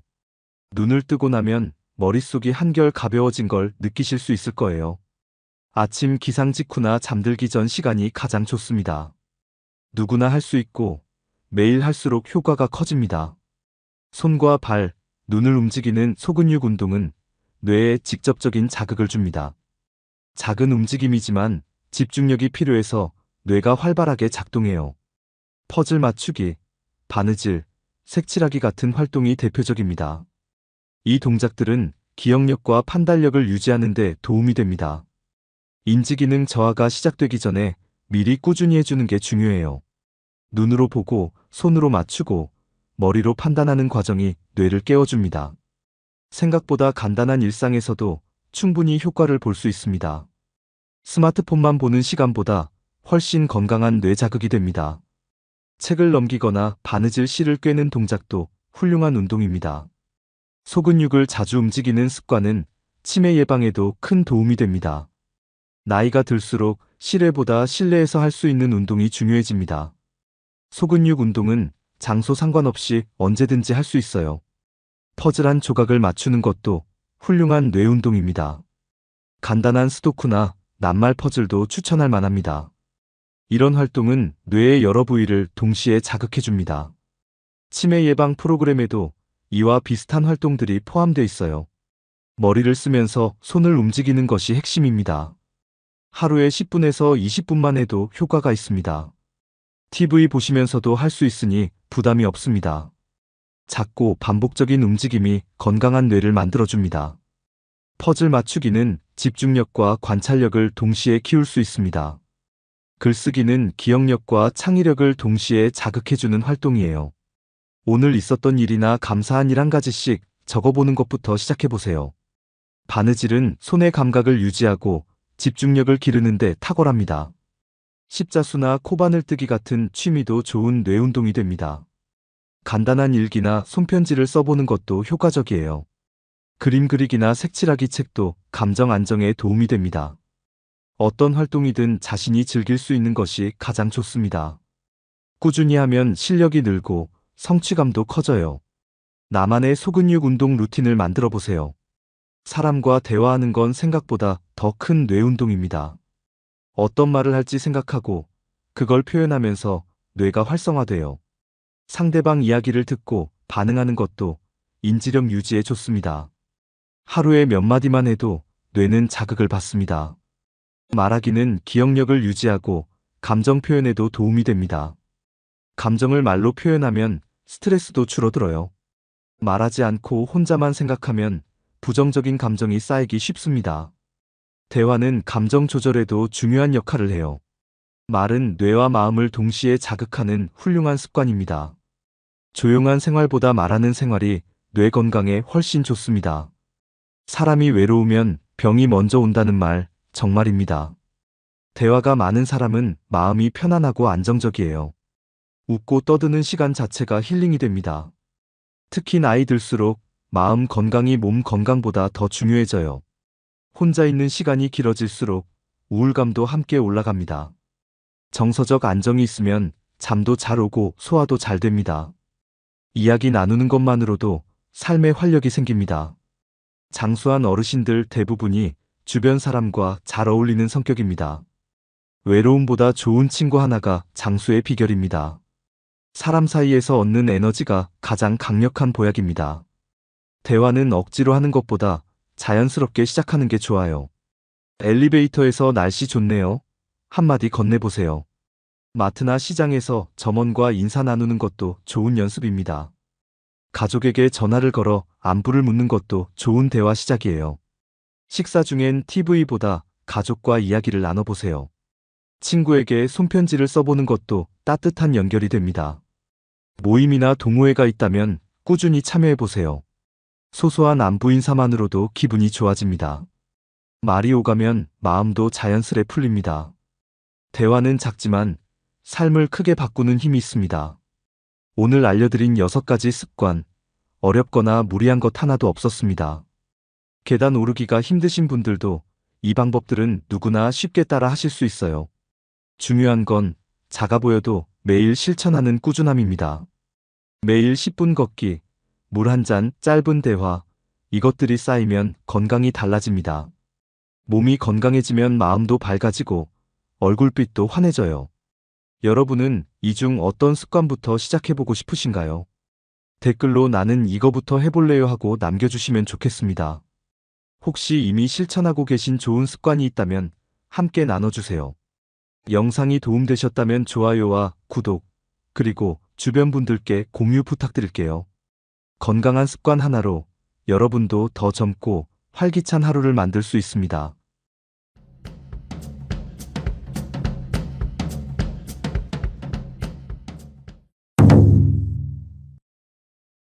여러분, 나이가 들수록 어떤 옷을 입느냐가 생각보다 중요하다는 걸 알고 계셨나요?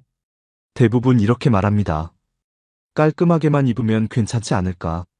비싼 옷을 입으면 다 해결되지 않을까? 하지만 진짜 문제는 따로 있습니다.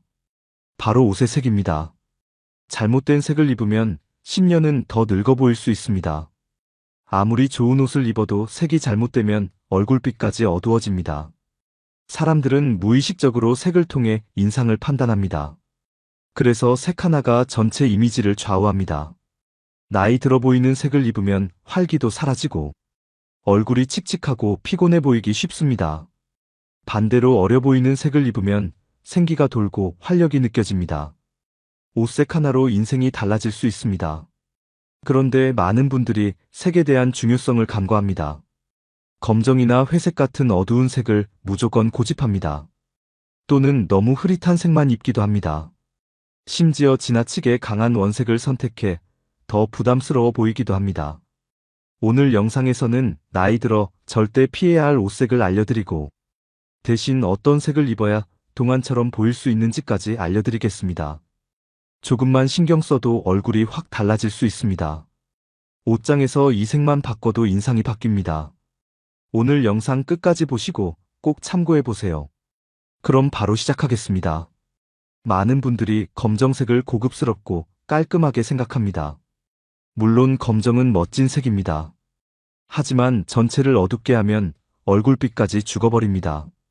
검정색 옷을 입으면 얼굴 주름과 잡티가 더 도드라져 보입니다. 피부톤이 칙칙하게 가라앉는 효과가 생깁니다. 결과적으로 나이 들어 보이는 인상을 주게 됩니다. 특히 얼굴이 창백하거나 어두운 톤이라면 검정이 더 치명적입니다. 진회색이나 먹색 같은 색도 비슷한 문제를 일으킵니다. 어두운 색은 고급스럽게 보일 수는 있지만 동시에 무겁게 보입니다. 나이 들수록 무거운 인상은 피해야 합니다. 밝고 부드러운 인상을 만들어야 젊어 보입니다. 어두운 색을 입고 싶다면 얼굴 가까이는 밝은 색을 두는 것이 좋습니다. 예를 들어 밝은 스카프나 밝은 색 셔츠를 함께 매치해 보세요. 이렇게만 해도 전체 인상이 훨씬 부드러워집니다. 어두운 옷을 고를 때는 재질도 중요합니다. 광택이 있는 소재나 가벼운 느낌의 소재를 선택해야 합니다. 무거운 울이나 두꺼운 재질은 더 나이 들어 보이게 합니다. 작은 디테일 하나가 큰 차이를 만듭니다. 옷색과 함께 소재까지 고려하는 습관을 들이세요. 무채색 옷을 입더라도 생기를 살릴 방법을 함께 고민해야 합니다. 액세서리나 화장으로 얼굴에 생기를 더할 수도 있습니다. 옷색이 얼굴을 죽이지 않게 해야 합니다.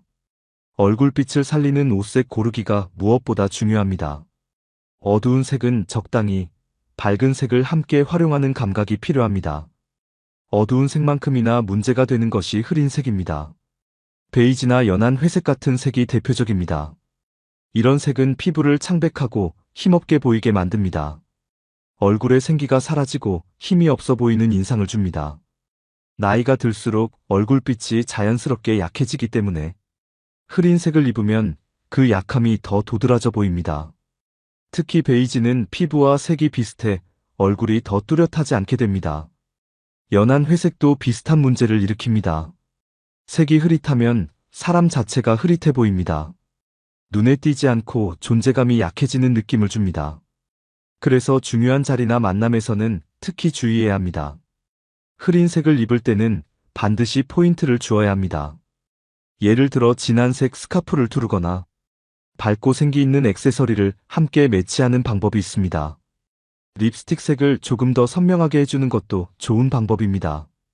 밝은 아이보리나 크림색은 흐린 색 중에서도 상대적으로 안전합니다. 하지만 전체를 흐린 색으로 덮어버리는 것은 피해야 합니다. 얼굴 주위에는 조금이라도 따뜻하고 생기 있는 색을 배치하는 것이 좋습니다. 색 하나만 바꿔도 인상이 훨씬 또렷해질 수 있습니다. 흐린 색을 입고 싶다면 톤 조합을 활용하는 것이 방법입니다. 흐린 색과 짙은 색을 적절히 섞어야 합니다. 같은 흐린 색끼리만 입으면 나이 들어 보이기 쉽습니다. 흐린 색도 잘 활용하면 세련된 이미지를 만들 수 있습니다. 포인트를 주는 센스를 잊지 말아야 합니다. 어떤 분들은 활기 있게 보이려고 강한 색을 선택합니다. 빨간색, 파란색, 노란색 같은 강렬한 원색이 대표적입니다.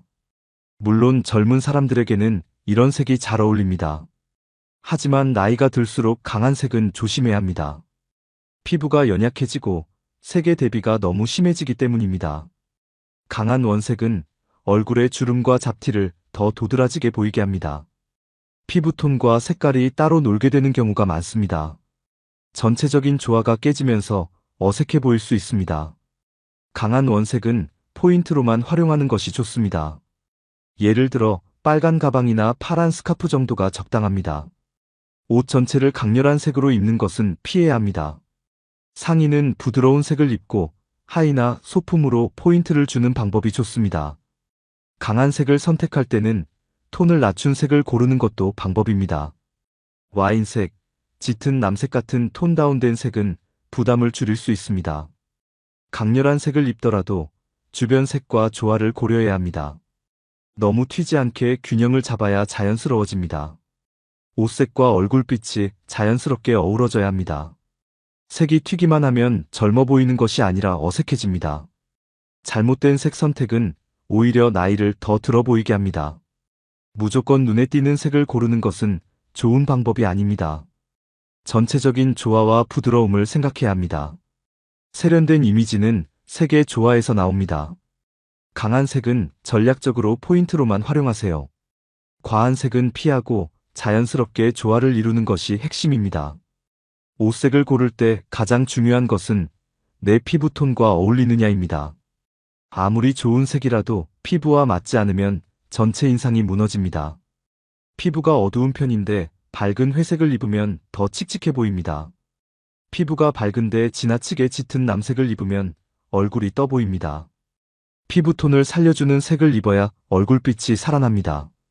사람마다 쿨톤과 웜톤이 다릅니다. 쿨톤은 푸른빛이 도는 피부를 말하고 웜톤은 노란빛이 도는 피부를 말합니다. 쿨톤 피부는 푸른색 계열이 잘 어울립니다. 웜톤 피부는 따뜻한 베이지, 브라운 계열이 어울립니다.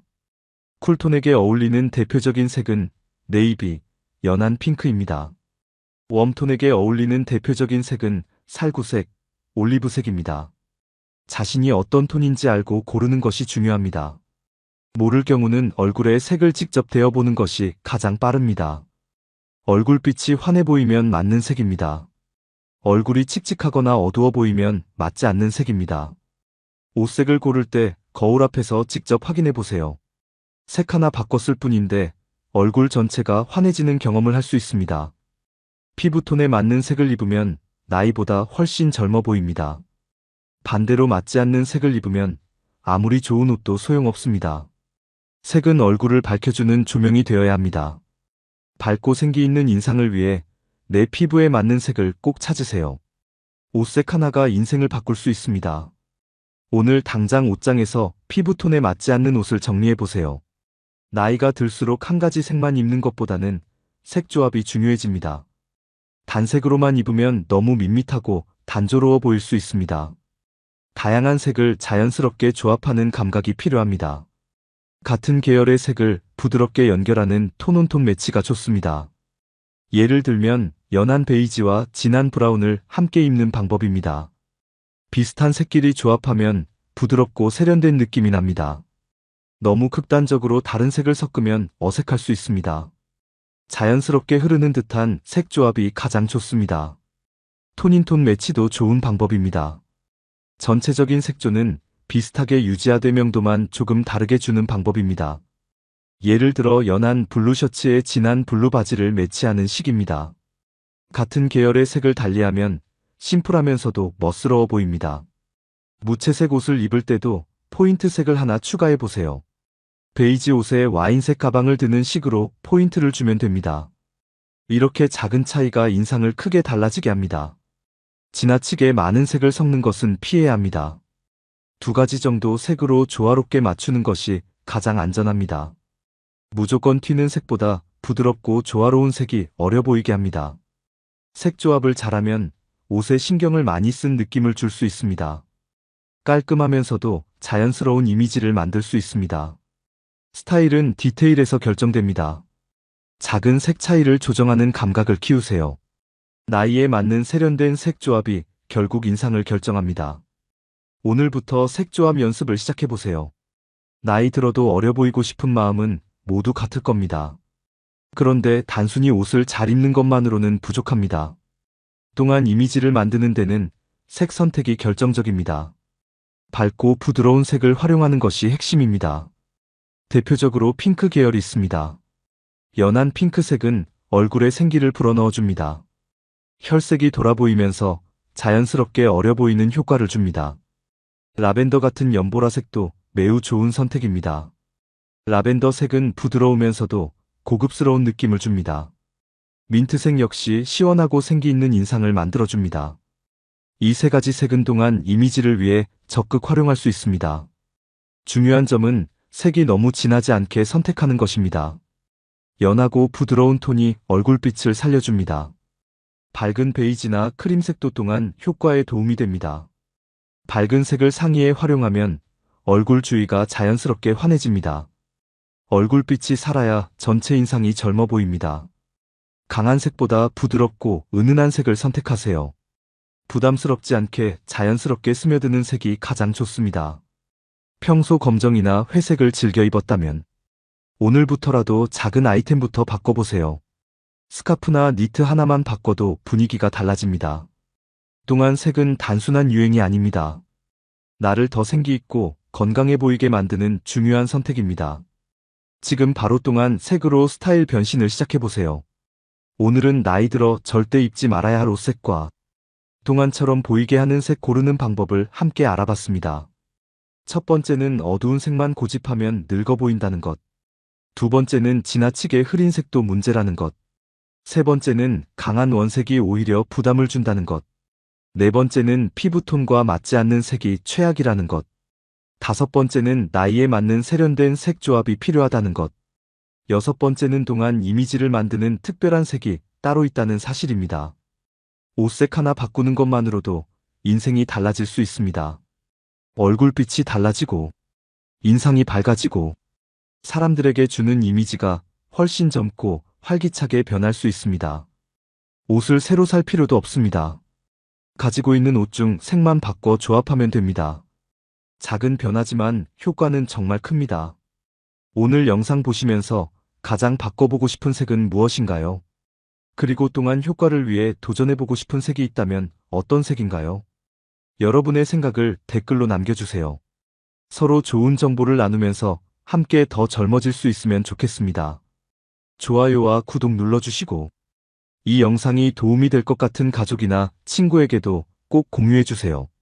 옷색 하나 바꿔서 인생이 더 밝고 활기차게 바뀌는 놀라운 경험을 시작해봅시다. 오늘도 함께 해주셔서 진심으로 감사합니다.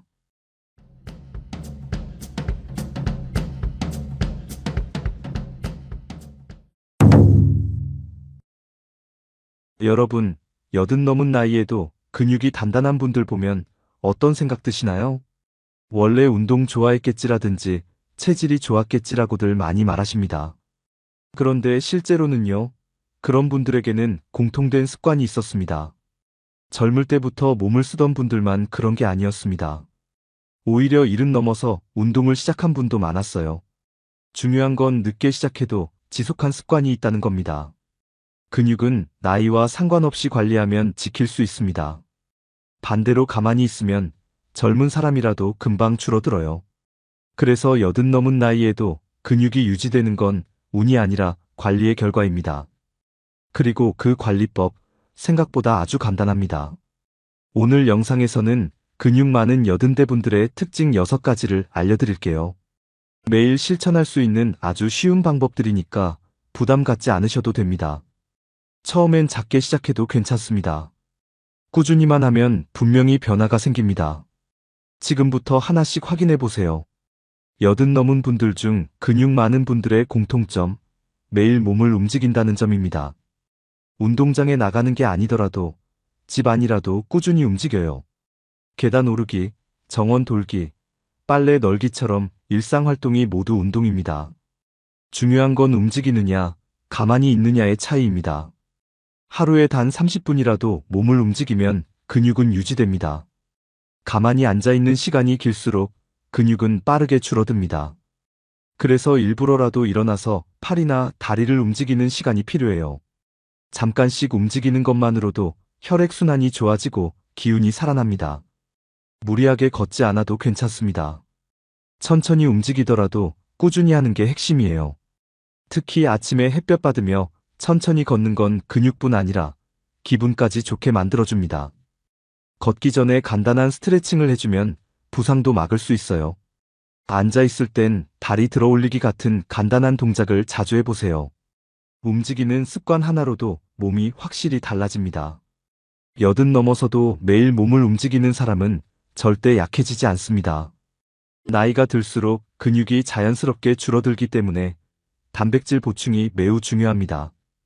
근육 많은 80대 분들은 단백질 섭취를 의식적으로 챙기고 있어요. 계란, 두부, 생선, 닭고기 같은 단백질 식품을 매 끼니 포함시킵니다. 하루에 한 번만 먹는 게 아니라 3끼 골고루 나눠 먹는 게 더 효과적입니다. 특히 아침 식사에서 단백질을 챙기는 분들이 체력이 더 좋았어요. 나이가 들수록 소화 흡수력이 떨어지기 때문에 양보다는 자주 섭취하는 게 중요합니다. 유청 단백질이나 두유 같은 보충식품도 잘 활용하세요. 식사 사이사이 삶은 달걀 하나, 두유 한 잔만 더해도 충분한 도움이 됩니다. 단백질이 부족하면 쉽게 피로해지고 회복도 느려집니다. 근육은 단백질 없이는 절대 만들어지지 않습니다. 근육 많은 분들은 식사부터 다릅니다. 단백질을 챙겨 먹는 습관이 결국 근육을 지켜주는 거예요. 그냥 밥과 김치만 드시던 식단, 이제는 단백질 하나만 추가해보세요. 몸이 느끼는 변화가 분명히 나타납니다. 단백질 챙기는 식사, 건강한 근육의 시작입니다. 잠을 잘 자는 것도 근육 유지에 매우 중요합니다. 근육은 자는 동안 회복되고 다음 날을 위한 에너지가 만들어지거든요. 80 넘은 분들 중 근육 많은 분들은 수면 리듬이 아주 규칙적이에요. 대부분 밤 11시 이전에는 자고 아침 일찍 자연스럽게 일어납니다. 깊은 잠을 자야 성장 호르몬이 제대로 분비돼 근육 손실을 막아줍니다. 반대로 밤늦게 자고 수면 시간이 짧으면 몸은 계속 피로한 상태가 됩니다. 그 상태가 계속되면 근육도 빠르게 약해지고 활력도 떨어져요. 잠들기 전에는 텔레비전이나 휴대폰을 멀리하고 조용한 분위기를 만드는 게 좋습니다. 가벼운 스트레칭이나 따뜻한 물로 발을 씻는 것도 숙면에 도움이 됩니다. 자는 동안 근육이 쉬어야 다음날 움직일 힘이 생깁니다. 근육을 만들려면 운동도 중요하지만 회복은 더 중요합니다. 밤에 잘 자는 분들이 아침에도 훨씬 활기차고 움직임도 자연스러워요. 수면이 불규칙하면 아무리 운동을 해도 효과가 적습니다. 매일 같은 시간에 자고 일어나는 것만으로도 몸이 훨씬 안정됩니다. 근육 많은 분들, 대부분 잠을 잘 챙기는 사람이라는 공통점이 있습니다. 80 넘은 분들 중 허리가 꼿꼿한 분들은 정말 보기만 해도 건강해 보이죠. 실제로 자세를 바르게 유지하는 것만으로도 근육 자극이 됩니다. 반대로 구부정하게 앉거나 서 있는 자세는 복부, 다리 근육을 약하게 만들어요. 근육 많은 분들은 앉을 때도 허리를 세우고 걷는 자세도 곧습니다. 이런 자세 하나하나가 몸 전체 근육을 유지하는 데 도움을 줍니다. 가만히 서 있을 때도 어깨를 펴고 배에 힘을 주는 습관을 들이면 좋습니다. 처음엔 힘들 수 있지만 며칠만 지나면 자연스럽게 익숙해져요. 자세 하나 바꿨을 뿐인데 몸의 중심 근육이 달라지는 걸 느낄 수 있습니다. 걷는 걸음걸이도 바르게 하면 허벅지와 종아리 근육이 자연스럽게 단련돼요. 똑바른 자세는 보기 좋은 것뿐 아니라 실제로 몸에 좋은 겁니다. 특히 허리와 무릎이 약하신 분들은 자세만 바르게 해도 통증이 줄어듭니다. 근육이 많아 보이는 분들 대부분이 바로 이런 자세를 기본으로 지키고 있어요. 하루에 몇 번씩이라도 거울을 보면서 자세를 점검해 보세요. 소리 없이 근육을 살리는 가장 쉬운 방법입니다. 자세는 평생의 습관이자 근육을 만드는 기본입니다. 80 넘은 분들 중 근육 많은 분들은 몸보다 마음가짐이 다릅니다. 나는 아직 할 수 있다는 생각을 갖고 계세요. 이 마음이 결국 몸을 움직이게 만들고 근육도 지켜주는 겁니다. 반대로 이젠 늙었으니 쉬어야지라는 생각은 몸을 가만히 있게 만듭니다. 그게 결국 근육을 빠지게 하고 기운도 사라지게 하죠. 매일 작게라도 할 수 있다는 생각이 근육을 움직이게 만듭니다. 긍정적인 마음은 호르몬에도 영향을 줘서 몸을 더 건강하게 해줘요. 무리하지 않고 오늘 할 수 있는 만큼만 한다는 마음으로 실천하세요. 마음을 움직이면 몸도 따라 움직입니다. 근육은 결국 의지가 만든 결과입니다. 나이 들었다고 포기하지 마세요. 시작은 늦을 수 있어도 유지하는 건 누구나 할 수 있습니다. 작게 시작해서 길게 이어가는 게 핵심이에요. 몸은 마음을 따라갑니다. 근육 많은 분들의 비결은 바로 포기하지 않는 마음입니다.